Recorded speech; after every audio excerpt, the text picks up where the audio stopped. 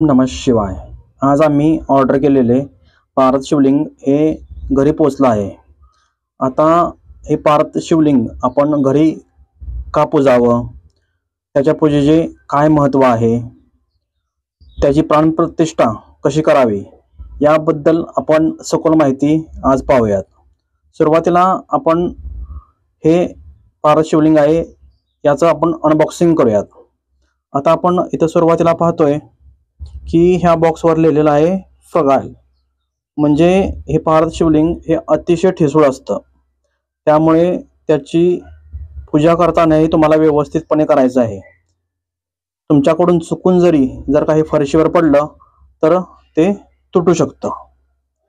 आता आपण याचं अनबॉक्सिंग करूयात. आता सुरुवातीला मी हा बॉक्स ओपन करत आहे.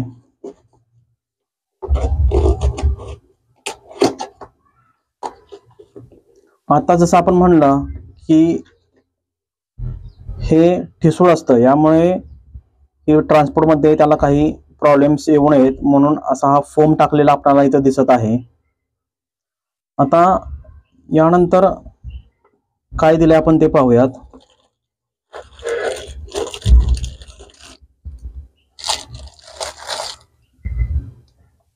आता हे आपणाला दिसतंय, हे देवघरात पारद शिवलिंग ठेवण्यासाठी आसन आपल्याला दिलेलं आहे. यानंतर आपण बघूयात काय आहे.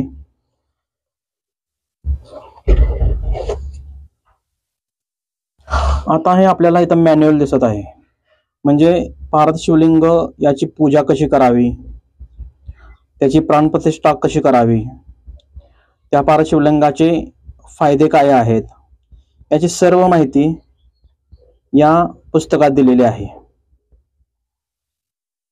यानंतर आपण इथं बघतोय की याचं सर्टिफिकेट आहे की हे पारद शिवलिंग आहे ते जेन्युइन आहे. याचं हे सर्टिफिकेट आपल्याला इथं दिसत आहे.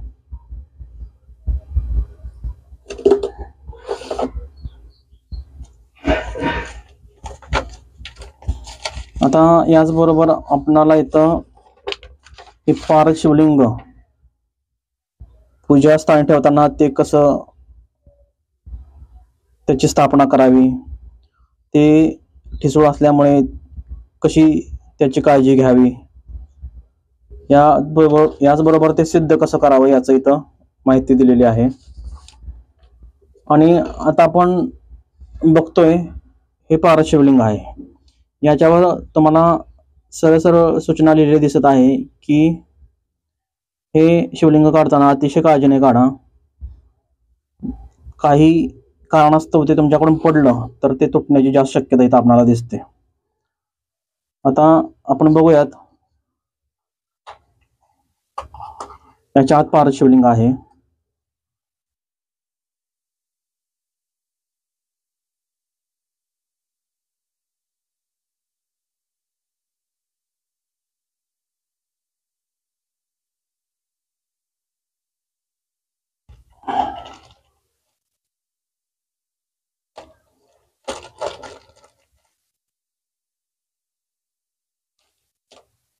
आता हे आपल्याला दिसतंय ते पारद शिवलिंग आहे.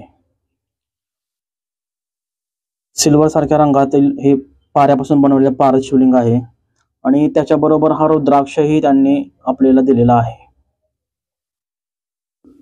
हा रुद्राक्ष त्यांनी या शिवलिंगाबरोबर आपल्याला दिलेला आहे. आता आपण बघूयात हे पारद शिवलिंग प्रत्येकाने आपल्या घरात का ठेवावं. कारण ज्या घरात पारद शिवलिंग असतं त्या ठिकाणी पैसा कधी कमी पडत नाही. घरात पैसा येतो, राहतो, त्यात वाढ होते.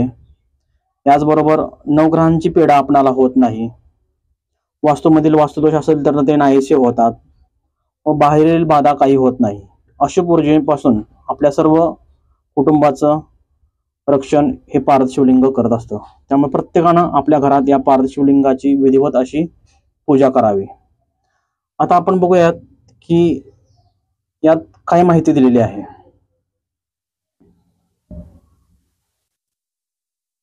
आता इथं पहिलाच असा श्लोक लिहिलेला आहे, संसार में वे मनुष्य धन्य है जो समस्त पापों को नष्ट करने वाले तथा समस्त मनोवांछित फलों को प्रदान करने वाले पारद शिवलिंग का पूजन करते हैं और पूर्ण भौतिक सुख प्राप्त कर मोक्ष को प्राप्त करते हैं.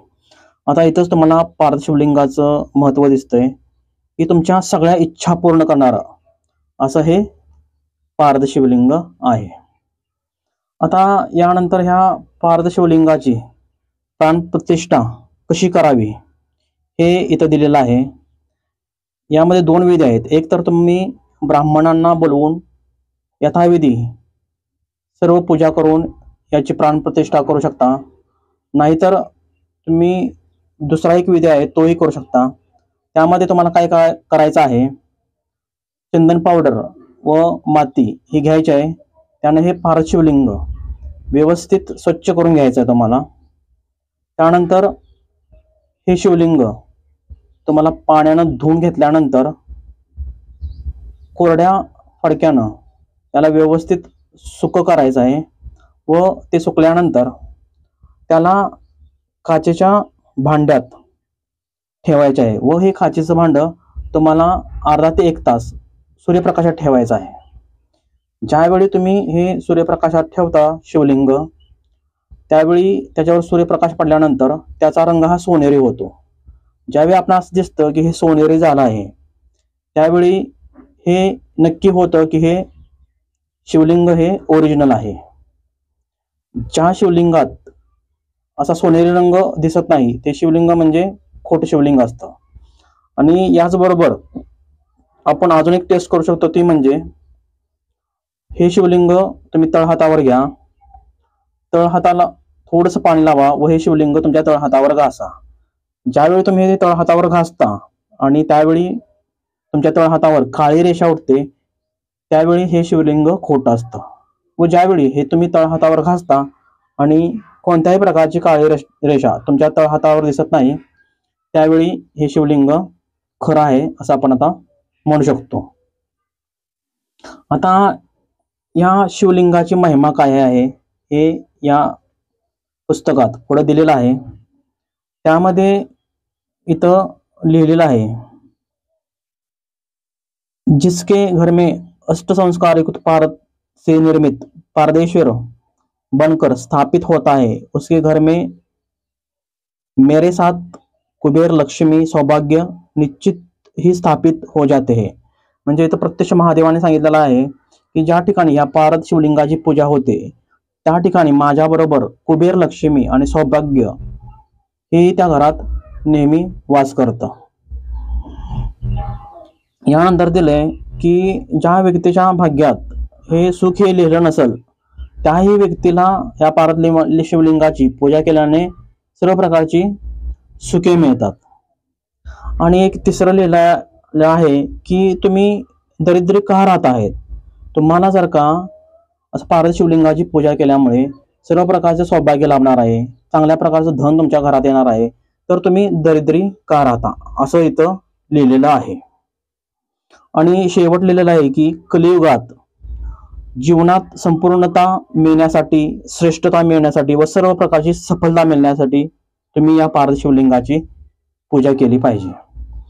आता इथं आपल्याला दिसतंय पारद शिवलिंग और लक्ष्मी, म्हणजे पारद शिवलिंग आणि लक्ष्मीचा काय संबंध आहे. कारण आपल्याला माहित आहे की प्रत्यक्ष महादेव हे विष्णूचं स्मरण करत असतात व जिथं विष्णू आहे तिथं लक्ष्मीचा वास असतो. त्यामुळे आपण पारद शिवलिंगाची पूजा केली की आपल्या घरावर लक्ष्मीची कृपादृष्टी चांगली होते व घरात चांगला पैसा येतो, तो स्थिर होतो व त्यात वाढ होताना आपल्याला दिसते. आता आपण पुढे बघूयात यांनी अजून काय या पुस्तकात माहिती दिलेली आहे. इथं आपण बघतोय यांनी लिहिलं आहे की पारद शिवलिंग तुम्ही ज्यावेळी घरात ठेवता त्यावेळी सर्व प्रकारचे वास्तुदोष नाहीसे होतात. कारण वास्तूमध्ये पंचतत्व असंतुलित असताना वास्तुदोष निर्माण होतात.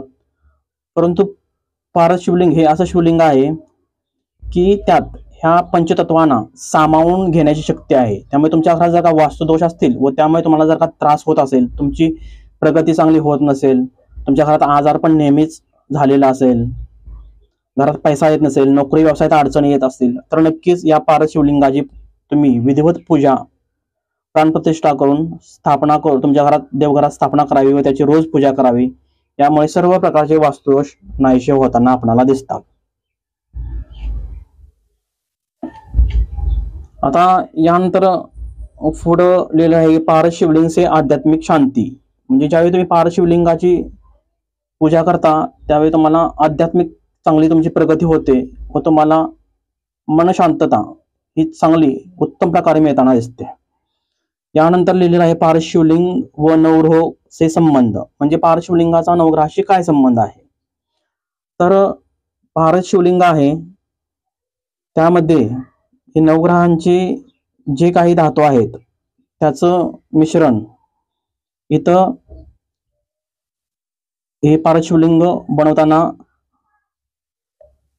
विचारात घेतलेलं दिसतं. यामुळे इथं लिहिलेलं आहे सभी ग्रह से संबंधित धातुओं को अपने में समा लेने की शक्ति रखने वाले पारे से बने पारस शिवलिंग की स्थापना और पूजन से नवग्रह अपने आप शांत और अनुकूल हो जाते हैं. म्हणजे जे नवग्रहांचे जे धातू आहेत ते त्यांनाही सामावून घेण्याची शक्ती या पारस शिवलिंगात असते. त्यामुळे आपणाला नवग्रहांच्या पीडा, ज्यावेळी तुम्ही पारस शिवलिंगाची विधिवत पूजा करून घरात स्थापना करता, रोज त्याचे पूजन करता, त्यावेळी तुम्हाला नवग्रहांच्या पीडा होत नाहीत. यानंतर लिहिले पारस शिवलिंग और आयुर्वेद. म्हणजे आयुर्वेदातही पारस शिवलिंगाचं महत्व सांगितलेलं आहे. त्यामुळे तुमचं आरोग्यही चांगलं राहताना दिसतं. आता यानंतर आपण बघूयात की अजून या पुस्तकात पारस शिवलिंगाबद्दल काय माहिती दिलेली आहे. आता इथं आपल्याला दिसतंय हे ज्यावेळी शिवलिंग नॉर्मल असतं त्यावेळी सिल्वर कलरमध्ये दिसतं व ज्यावेळी आपण त्याला पाण्यात ठेवतो, काचेच्या भांड्यात ठेवून पाण्यात ठेवतो व हे भांड आपण ज्यावेळी सूर्यप्रकाश ठेवतो त्यावेळी त्याच्यावर अशी सोनेरी छटा येते. त्यावेळेस हे शिवलिंग हे खरं आहे असं सिद्ध होतं. आता आपण हे पाहिलं की हे शिवलिंग घरात का आणावं, त्याची पूजा का करावी व त्याच्या पूजेचे महत्त्व काय आहे. सर्वात महत्त्वाचं म्हणजे ज्यावेळी तुम्ही हे शिवलिंग तुमच्या घरात ठेवता त्यावेळी तुमच्या घरात चांगलं आरोग्य तुम्हाला लाभतं. याचबरोबर लक्ष्मी चांगली तुमच्या घरात येते, तिच्यात चांगली वाढ होते. यानंतर नवग्रहांच्या पीडेपासून तुमची मुक्तता होते. तुम्हाला कोणत्याही प्रकारची बाहेरची पीडा होत नाही व अशुभ शक्तींपासून तुमच्या घराचं संरक्षण होतं. यामुळे नक्कीच तुम्ही हे पारस शिवलिंग तुमच्या घरी आणून त्याची विधिवत पूजा करावी. याची